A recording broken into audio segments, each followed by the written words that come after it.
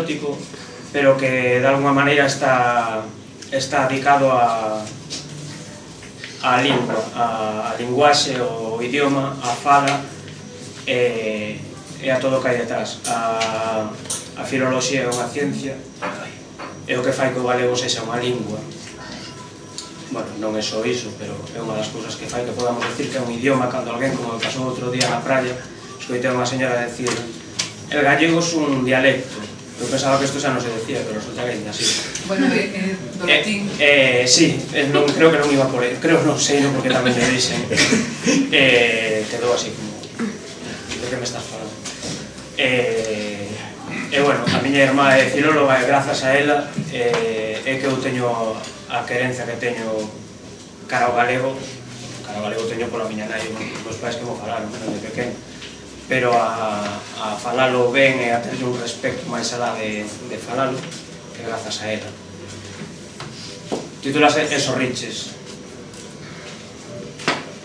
Chegaches sibilante co teu cabelo crecho, bisbándome os ouvidos preguntas que levaban a túa pel por suxeito, facéndome debecer polo tacto do teu húmido verbo, a túa carne que sen apenas traballo aderiu un predicado á punta dos meus dedos. Esos riches. Analicei cada curva do teu xénero como se me faltasen futuros e subliñei seguido os teus lesemas para telos ao alcance das xemas cando se tornasen maduros. Esos riches. Recalaches en min sen planear os sinais, os inicios, os precedentes, moito menos apurar os presentes ou apurar os finais, outorgándome pretextos para errar as concordancias, coméndoche os momentos, roubándoche a abundancia. Esos riches. Enchémonos de adxectivos con lingua, de substantivos salgados que pousamos nos atributos dos nosos corpos suorentos, de onde xurdiron parénteses, trazos, aspas, comas, pero sobre todo acentos, e longos signos de exclamar entre os que ambos nos dixemos que se aquilo era o comezo, poderíamonos amar. Esos riches. A cabeça desta mulher. A cabeça desta mulher tem o forrão do amor. Espetei um alfinete nessa cabeça de vespa, grande vespa. Espetei-o até lhe atingir o forrão de ouro. E então a cabeça inesperada começou voando, voando. Mais do que o corpo da mulher danada, mais do que a sua sentença, mais até do que a sua flor misericordiosa. Para cometer em mim um roubo inteiro, para me transformar num homem grande e poderoso numa cidade deseosa de sol. Dia e noite, noite e dia me vai roubando, o seu ferrão escavando no meu cérebro, o seu veneno entrando no meu sangue com uma ternura cruel. Ah, mulher danada, a quem nem o mar separa, a quem a lua se deita no seu seio, a ensinar os fios do amor, a ensinar o poder do veneno, que em 7 noites felizes fizeste do meu sangue um arco-íris e em 8 e 9 dias doidos fazes a minha cabeça fugir com o sol. Penso dar a voz a essas palavras. Eu não costumo fazer muito isto, mas acho que há momentos em que as pessoas devem olhar para o lado e lerem trabalhos dos outros e dar-lhes um pouco de som. Porque nós, depois, com o tempo, temos a presunção que somos os únicos. Nós é que estamos em cima e nós é que sabemos. Não, há pessoas que, mesmo vivas, que são grandes pessoas, poetas e prosadores e tudo mais. Eu tenho um trabalho aqui, que já não sei se li, que é um grande poeta português, que morreu há uns anos nesta parte, muito conhecido, José Carlos Ardos Santos, que de facto este contribuiu também para o 25 de Abril, toda a gente contribuiu para o 25 de Abril, e este contribuiu, de facto. Eu então vou ler uma perspectiva que ele tem, que é o desespero. Desespero. Não eram os olhos que te olharam, nem este corpo exausto de despir, nem os lábios sedentes que poisaram no mais secreto que existe em ti. Não eram os dedos que me tocaram tua falsa beleza em que não vi, mas que beiços que um dia me geraram e me perseguem desde que nasci. Não fui eu que te quis, e não sou eu que hoje te aspiro e embalo e jamicão. do processo desta raiva que me deu, a grande solidão que te espero, e a voz que te chamo, ó desencanto, é o esperma que te dou, ó desespero. Este é o trabalho de José Carlos Arcos Santos.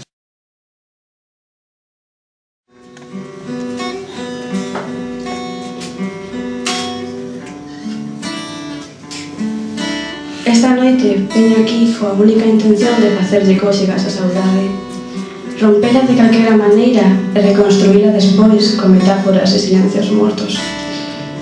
En noites como esta teño necesidade de ir á praia, facerlle a competencia ás ondas e romperme na beira con elas.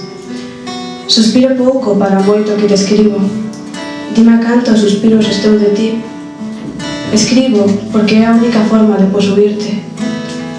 Esta noite veño aquí coa única intención de facer maxia, como que fixemos aquela vez na praia e mirábasme con aquelas maneiras túas, a min, que son pouca cosa comparada co mar. Esta noite veño aquí coa única intención de abrirme en canal diante de ti. Cuidado, podería correr que miraras moi profundamente e perderaste. Contempla como as musas caen rendidas aos teus pés e os pobres poetas choran lágrimas de envexa. A saudade xa me ten dito que non compita con ela, pois asómase tímida e silenciosa, entra no meu corpo con movimentos dignos dunha gata vaidosa e fai moito, moito ruido. Hoxe, veño aquí coa única intención de revelarte que este poema escribimos na miña etapa universitaria lá en Compostela,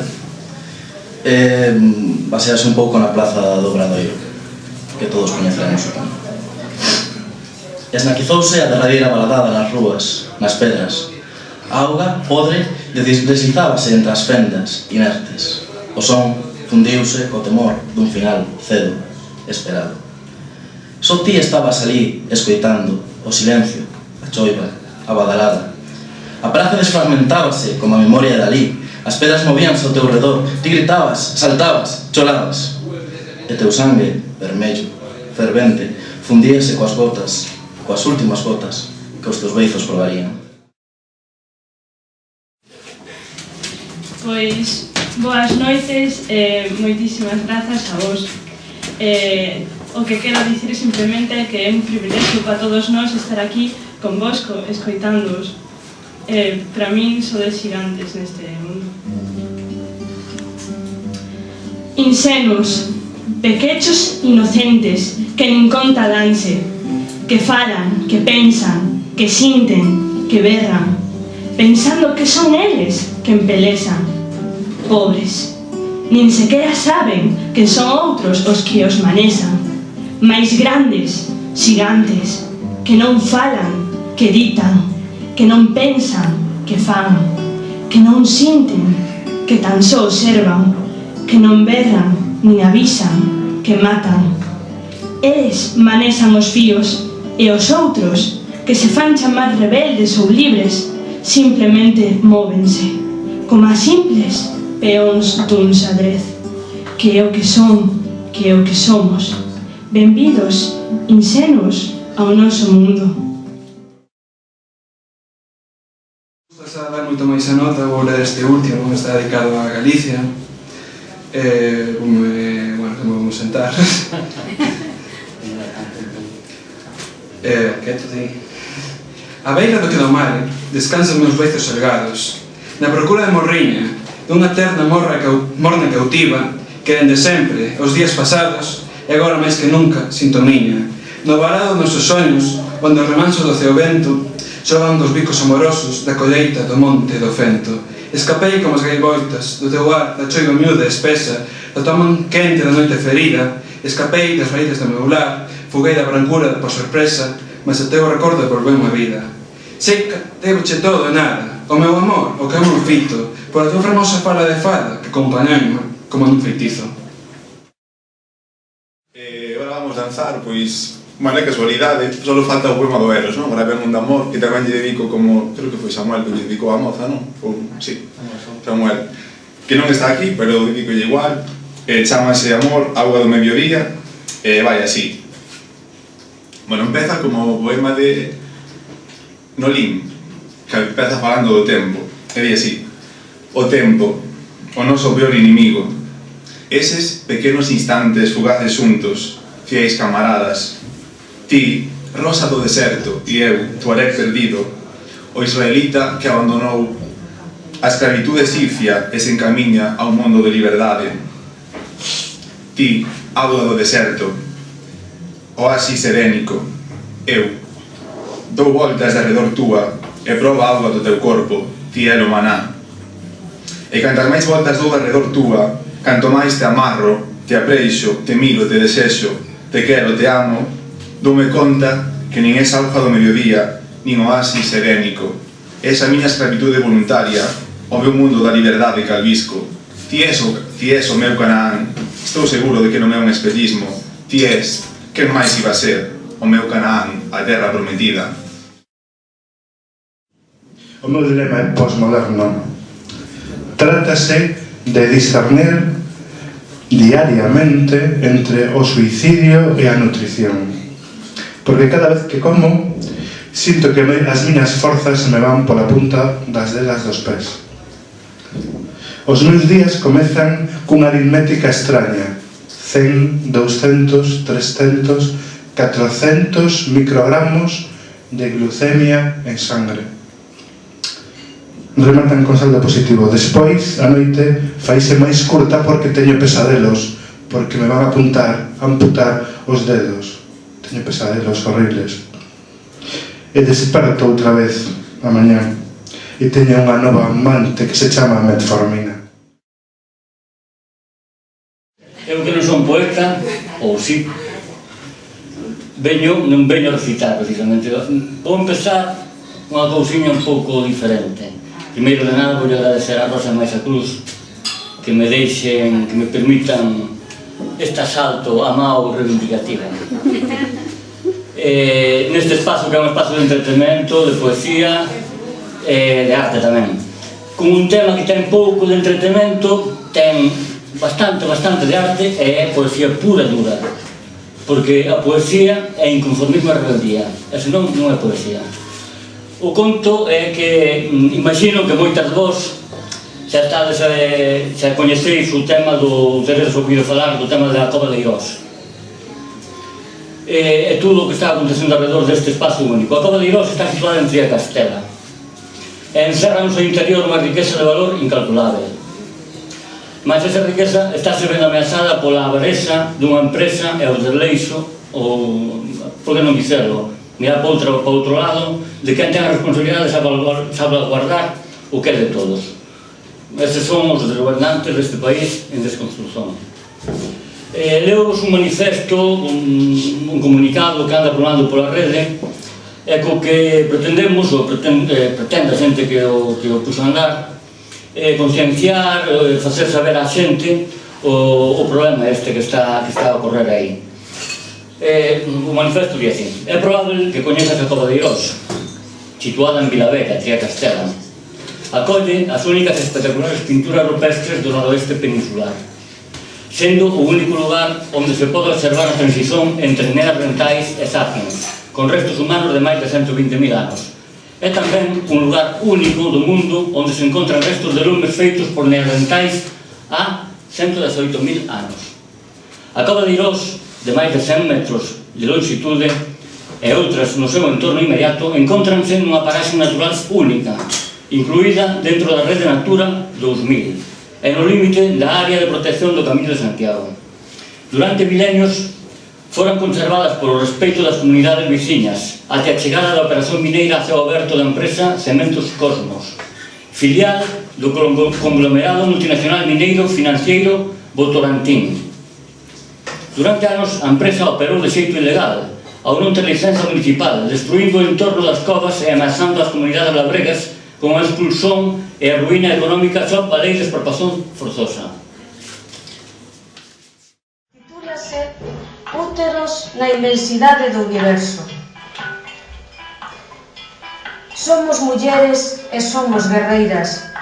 Dos nosos ventres nacen todas as estirpes, porque saímos da terra e como ela damos a vida. Somos a primixenia célula, as sebas que poboaron o mundo. Somos mulleres e somos guerreiras. Quen nos salva a nós da barbarie, da injustiza, da intolerancia e da morte? Quen nos salva? O círculo non é a figura xeométrica perfeita, é o triángulo que forma os úteros na inmensidade do universo. A matriz sostén a vida, pois é atrás que circunda o planeta por inteiro, e de si propio se iluminamos. Somos mulleres e somos guerreiras, nós podemos libertarnos.